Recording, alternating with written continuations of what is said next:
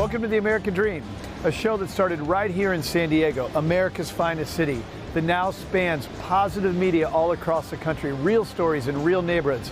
Hi, I'm your host, Craig Sewing, and here's The American Dream. Welcome to The American Dream, a real show, not a reality show. The real estate, the lifestyle, the culture. It's not just about what you're living in, but the community you're going to live in. High-rise luxury living. People are the vehicle, people are the connection, people are the expansion. Helping folks just like you find your dream home. It just never disappoints. Real stories in real neighborhoods with real experts. The opportunity to achieve our biggest goals and aspirations. It's the American Dream.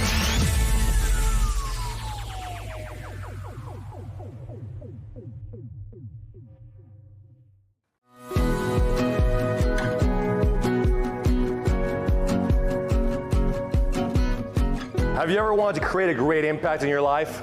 You know, we spend so much time working hard and achieving these levels of success, but what about a legacy? Don't you want to do something with your life, or at least contribute to causes that are making a great impact in the world? My name is Ivan Oberon, and this is Financing the American Dream, and this is exactly what the show is going to be about. It's highlighting people and organizations that are doing good in the world. Today, we're going to interview Eloise Dangerfield, the founder of the Dangerfield Institute of Urban Problems, that are helping underprivileged youth get off the streets. And we're going to hear about her vision and mission and how you can be involved. Let's go meet Eloise. I want to introduce you to Eloise Dangerfield. It's a real pleasure to spend some time with you. I really appreciate you opening up your vision and your dream. And man, when we look back at the last 38 years, I just want us to understand, why would you get into this? Like, what passion drives you? Because this can't be an easy road to travel. No, it's not. As I was speaking to you earlier, my passion have been over the last 38 years. We, as an agency and as a program, we actually don't have all the parts of it that we need. And as I was speaking to you before, but when you started, really you were a nurse, right? Yes. That was your passion. Yes, and also, like I said, and the second biggest thing that Kendra and I were saying, is to have a program for them once they become adults, that they can go and get what they need so they don't have to end up on the streets and being homeless. Yes, thank you so much, Eloise. So you've heard the vision and the mission of how it comes about. Just like anything else, when you see a need, you fill it, and we really need support helping to fill this need. Now we're going to talk to Kendra to tell us a little bit about how she got involved and also the future of Dangerfield Institute.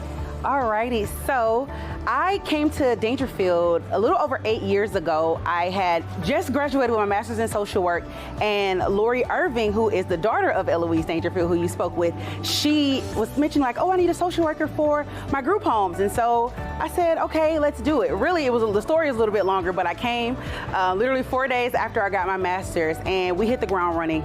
I was immersed into what we then had was 3 group homes, and so I was a social worker for those homes, so case management, therapy, transitional housing, budget management, literally whatever the kids needed in that time is what I was when I first came. And then, so where has the organization gone since you came to where you're at now, and like, what's your vision for the future? The group homes in Los Angeles County are no longer a thing. We all had to either close down or transition to what's known as SCRTP, or short-term residential therapeutic program. Each kid that we take in has to have a mental health diagnosis. They have to have all of these different requirements and meet certain standards to even be eligible for placement in the type of agency that we have. Now, what if somebody heard your story and had their heartstrings tugged on a little bit, and they actually want to get involved with social work? Is that something that you guys need, and how would somebody get involved with something like that? Oh, there's so many different ways. Social work is literally the best field ever because it's so broad. You can do it whether you're working with foster kids, working in the VA, working in private practice. I'll go on my social work soapbox. But specifically, if this is something that is just pulling on your heartstrings and you're like, I want to get involved, but I don't know how, you can just give us a call. friends, we're here now with Ariel, and she started with the Dangerfield Institute after going through the very things that some of these youth suffer through. Ariel, tell us a little bit about your story. So I ended up with Lori at one of her group homes when I was 17. It was actually 3 days before I turned 18. So I would say it was a blessing more than like a curse. I was getting taken away from my family. And now I'm able to help other kids in the group home as well as my little brother and sister. Thank you so much, Ariel. Can I give you a hug? Yeah, of course. All right. Now we're going to introduce a new organization to you, the Right Way Foundation. And through the Right Way Foundation is how Callie actually found herself involved with the Dangerfield Institute.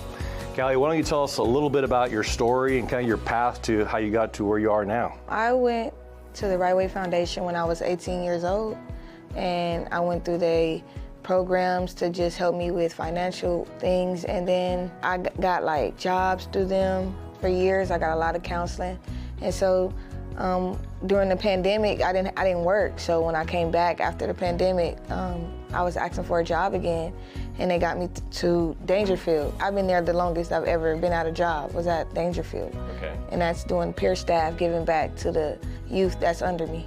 Okay. Yeah. How long have you been there? For 2 years and some months. So Callie, thank you so much for being here. We're going to put additional information on how to contact Right Way and of course Dangerfield in some of the show notes. But I hope you enjoyed this journey, and let's say goodbye for now, but we'll catch you on the other side. I'm so glad we went on this journey together, and I don't know about you, but my heart is full with the impact that we're going to be able to make by bringing light to these organizations doing great things in the world. And now just the possibilities and the opportunities that are out there to make this even bigger and make a greater impact with your help. This has got me so excited. Until the next time, I'm Ivan Oberon, and this has been Financing the American Dream.